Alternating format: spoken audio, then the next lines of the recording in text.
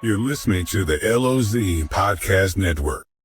Hello, everyone. Welcome to the LOZ Podcast Network. My name is Ken Lawler. I'm with the LOZ Podcast Network, and we do different shows here at Lake of the Ozarks with all kinds of people. I'm pretty excited today because we have Genevieve Bendeck, a neuropsychologist, with us today on the program. Hello, how are you doing? I'm doing well. Thank you so much for having me, Ken. I'll tell you, this is exciting for me because, a lot of times we're talking to, realtors and restaurant owners, and I love talking to them. But today we are getting into the meat of some really good stuff. We all have a brain, and we all try to make sure our brain's as healthy as possible. But I'll tell you what, there's a lot going on up there, isn't there? Yes, there is. And today's episode, because, we're talking about the brain and what's going on with it, is simply called My Brain is Not Braining. That's the new podcast series. So each time we come on, we're going to talk about why maybe your brain is not braining. And how did you come up with that? I know it's the title of a book, right? It is. Yes, I am almost finishing the finishing touch of my book that is coming up next year. It's a great name because I think a lot of people have a hard time putting into words what's going on, with them. And I think sometimes it's just as simple as, hey, my brain's just not braining today. Yes. And what can I do to help and what can I do to fix it? And that's why we love to go to someone who's a neuropsychologist. That sounds very important. That's a very important title. I feel like, so tell me, what is a neuropsychologist? What do you do? So it's the focus on the functionality of how your brain is working. So it goes into the parts of all the domains. For example, seeing how the brain is retaining information, how the brain is releasing information, how your attention is working, how are you holding the information and know what to do with it. And if all the circuits and networks are working synchronized or together for your own benefit. And when nothing is working or something is unaligned, then we're able to say what area in your brain or your function is not working. And then we can just do protocols and treatment plans for that. And I think a lot of people live with a little bit of brain fog sometimes, right? I mean, there's just times when you're getting forgetful, or you just don't remember maybe what you were doing, or you're not processing information the way you want to process information. And that's when someone should come to you, right? And say, hey, let's take a look at this and help me. Because it's not like, I think people are a little bit, oh gosh, I don't want to tell anybody my brain's not working right. But a lot of us have brains that need a little bit of help, right? I mean, that's just the human being. Absolutely. That's exactly it. Sometimes we go, through our life living like we're living with this mysterious roommate that eats all our snacks and hide our keys and then disappears when we need help. So that's like knowing our brain, it's something that we all should do. We strive to. So when we don't know our brain, it's like we're working against it, or we don't know what. Yeah, and it's difficult to kind of make it through just daily functions, right? Yes. So talk to me about, you have the NeuroCare Center, and that's here at Lake of the Ozarks. So you have a program, you have an office here, and tell everybody, when did you start that? So we actually fairly new. We started last year in July, and we very, slowly building up. But we have, I think we're more stable right now. People are getting to know us. One of the things is, what is neuropsychology? Right. So it's like, when they do testing, they always think about psychological testing or diagnostic testing. So it's that yes or no answer. Mm-hmm. And that is okay. Like we live in a world that we are all about labels, right? And labels are important because it tells you something, but it doesn't tell you everything, right? So it's like going to a car shop and say like, oh, you have a car problem, but what is it? Yeah, we have to diagnose what's going on. Right. So, and that is either you have ADHD, yes or no. Do you have depression, yes or no? But then you don't know how your brain is functioning and what to do to help. Well, that's great, because I think there's a lot, like I said, there's a lot of people out there that would appreciate the help. They don't really know where to go. And then, let's face it, this is not a huge town. So, those services aren't always available. It's great that you guys are here and you're set up and you can help people come in and figure out, why is my brain not braining? Yes, absolutely. Let's get into a little bit of I want to bring people in to understand how you go through the process. maybe some things they can look at in their own lives. Understanding the brain you live with, that's kind of the topic that we have today, understanding the brain you live with, because it's a complex organ. There's a lot going on, and not everybody's the same, right? I mean, everybody responds differently, and everybody has different things going on, and it's not like you need to be exactly like everybody else on the street, right?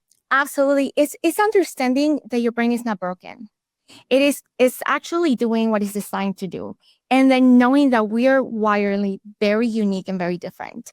And knowing that, being able to actually work with our brain instead of working against it, it is one of, like I always say, knowledge is power, right? Mm-hmm. If we know how our, quirks and rhythms and all, how the brain likes to function, it empower us to actually be able to work with it instead of against it.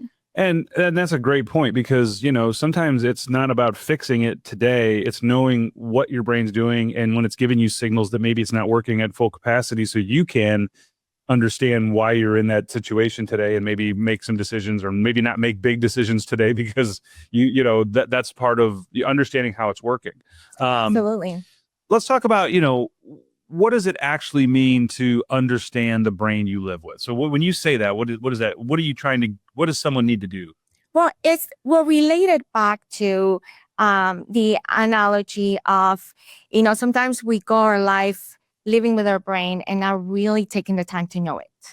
Or, it's almost like going to, having a car and not know how the motor engine works, right? It's the same thing, like the analogy of that roommate, that mysterious roommate, where like lives in your home, eats everything, right? Hides everything from you and disappears when you need it. But you really don't know who your roommate is, what is his name, and how does he work, or what you can do for the roommate to help you, right? So it's really taking time to see and to explore, what are my strengths, what are my weaknesses, what is my brain doing, what is doing, what is that information. So we go into that reactive mode instead of responding to what the brain is telling us to do. Yeah, and that's important that you can start to recognize it, and that helps you process the information more correctly. Because if you're taking cues from a brain that's not necessarily braining correctly today, then it could be you're making decisions you shouldn't be making. Right. Well, and sometimes it's not only that it's not braining correctly, it is, what is the language of your brain? Mm-hmm.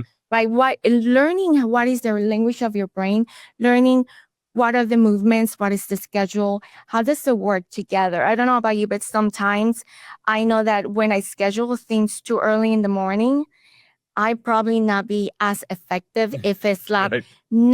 between like 9 and 11, but that takes time to actually know, okay, what is my productive time? My productive time is like 9 to 11. After 2, I'm start crashing. Right. Right. So it's being able to learn the patterns, the language, when the brain is reacting to something, what is it really saying? Yeah, that's great. I mean, that's great information. The other thing that I think is interesting is, why do we feel like our brain works against us sometimes? Because, you're having a great day, and then all of a sudden you're like, I think it's working against me. I mean, it's hard enough to get through my day without my brain working against me. And that's funny, because it actually does. It does work against it, because your brain, it doesn't really care about making you productive. Right. What it cares, the number one function is survival. Mm-hmm.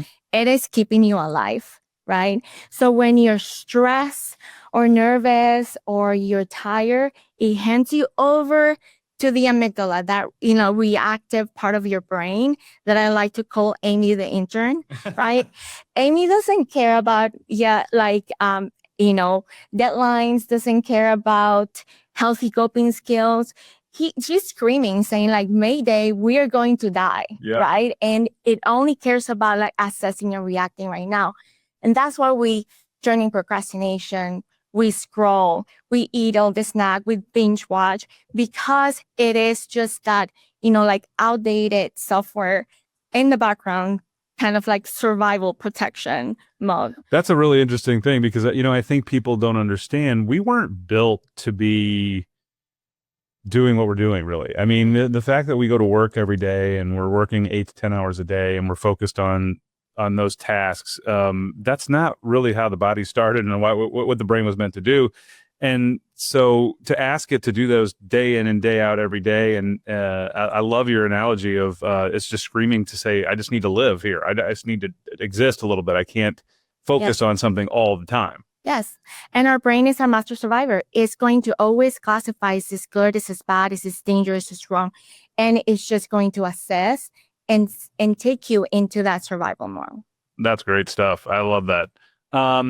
So let me ask you this, what are common misconceptions people have about how their brain really works? So what are some people think, I really know my brain. This is how I am. And that's just a misconception. That is very powerful. I'm actually learning a lot of like bodybuilding and like make it, willpower is all you need. And it's not, like willpower is not really all that we need. It's great. It is, it can be there as a motivation, but, the brain doesn't really work in like criticism or change sometimes. Okay. It has to be in a structure and an open compassion mindset to be able to really adapt to situations. So being able to build a structure by knowing how your brain works and be able to adapt the tools and skills is what we need, not only the willpower. So first, getting to know our brain, getting to know how it works and the best structure to kind of like help us to be a team member instead of like the troublemaker. Okay, that's good stuff. Another one, though, that I actually feel that is really important is that our emotions are a villain to logic. Okay. Right? It's like we always think about, we live in this world that too much emotion is bad, it's negative, right? And actually, when we talk about it, is actually fuel of logic, right? It's like the logical brain is our GPS, but we need the emotions to fuel that, like the motivation, that fuel, like just the reaction to actually want to do something. Right. Without emotions, we don't get anywhere. We need both. Okay, that's interesting because I think that's true. Like you want to be, I'm a very motivated guy. I feel like, and I'm always kind of going for something that I want. But I think you're right. There's emotional attachment to that. Why do I want that? And that's what's driving me is more the emotional side of it than it is just I'm gonna go get it kind of thing. Yes. That's good stuff. Okay, so how does understanding our brain change the way we think and this is a big one. I got to tell you, stress and inflammation that go on in everyone's life is just it's the killer. And I don't think stress gets enough. People don't talk about it enough to understand how it really affects our lives. And it really affects the brain too, doesn't it? Mm-hmm. It does. So, how understanding our brain is huge though, because then what it does is like gives us the space that we don't take those reactions or how our brain reacts to personally. Instead it gives you the awareness, and that awareness produces space between that response instead of reacting. So that, like instead of reacting, we will say, instead of saying like, okay, there's something wrong with me when I fail or I make a mistake or I freeze in something or I, like sometimes that retrieval of word, right? Like I want to say something and you miss the words, like, okay, what's wrong with me? What's wrong with my brain? Instead of then you pause and then you said, okay, this is something that my brain is trying to say. And then you have that awareness and say, okay, what is my brain is trying to say at this time? What do I need? Am I hungry? Do I need a break? Do I need a movement? Right? Yeah. Do I need more sleep? Maybe I didn't sleep last night the way that I was supposed to sleep. Right. Or there's something wrong that I need to check in my body. Or do I need just emotional process? Yeah, and I think, and I've delved into the stress side of things before in our body, the way it reacts, not only with the brain, but physically and just the endorphins and the fight or flight portion of what stress was really meant to be for us. I mean, we were supposed to be stressful when we had to run, when we had to, survive. and now you have kids and adults every day that are feeling that fight or flight stress over social situations, or they want to be a better coworker, or somebody said something about them and they're all upset about it. I mean, Yes. that stress and that constant just, I'll call it inflammation, is something that if you understand your brain better, now you can start dealing with it in ways where you can identify it and say, okay, I know what this is. Yes. So I don't have to overreact. I know why I'm feeling this way. I know why my heart rate's getting more. I know why, I can dial it back down. And I think that's knowing your brain, right? I mean, that's the whole thing. Well, that's huge. That's when, like, okay, I feel stressed or anxious. And then instead of that stress becoming the villain, you're saying, like, okay, this is the stress script. Then my brain is starting to say, like, okay, there's something you need to take care of it. Yeah. That's all. And then that's great stuff, because I think stress is something that everybody deals with on a daily basis. Yeah. What's one simple way someone can start building a better relationship with their brain? So let's not go through the hundreds of, I'm sure there's hundreds of ways, but what's one simple way that we can do that? I always start with your inner dialogue. When you change that tiny shift to start saying, instead of like, my brain is broken, there's something wrong with me, and start changing it and giving that space to, okay, I want to listen to my brain with compassion and kindness. That completely changed your perspective into that fight or flight mode instead of fighting with it. Saying, identifying what information is my brain saying to me, that my brain is not broken. I just need more of whatever my brain is saying. So learning the rhythm, learning the language, switching from criticism to kindness. Okay, that's interesting. Yeah, I mean, I think, and we are tough on ourselves, right? Yes. I mean, we're our worst. Very tough.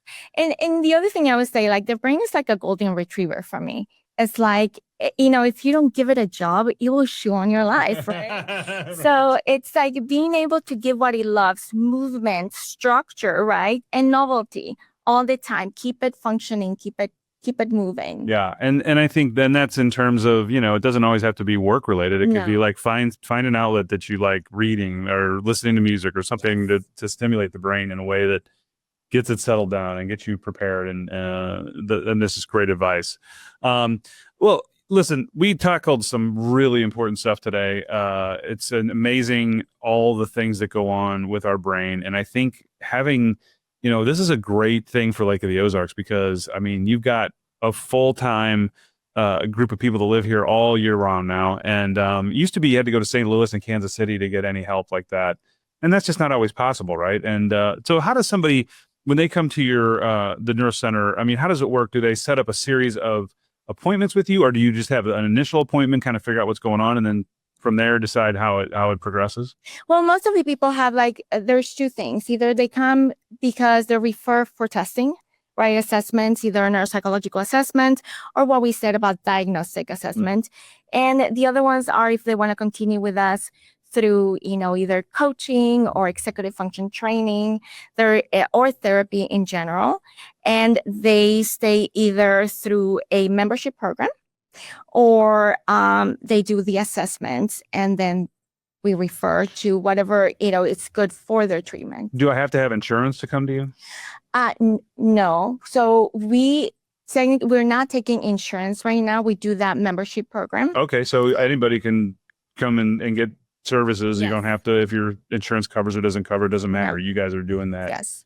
Which, the membership side of it is kind of interesting, because I think in the past, everybody got to the point where they really needed a diagnosis. They really had some problems because they wouldn't go anywhere because they couldn't find the services. And now you've made it so that somebody can come in and they can just join a membership, and maybe they can just clear their brain, because they want to get better. It doesn't always have to be something bad, right? Right.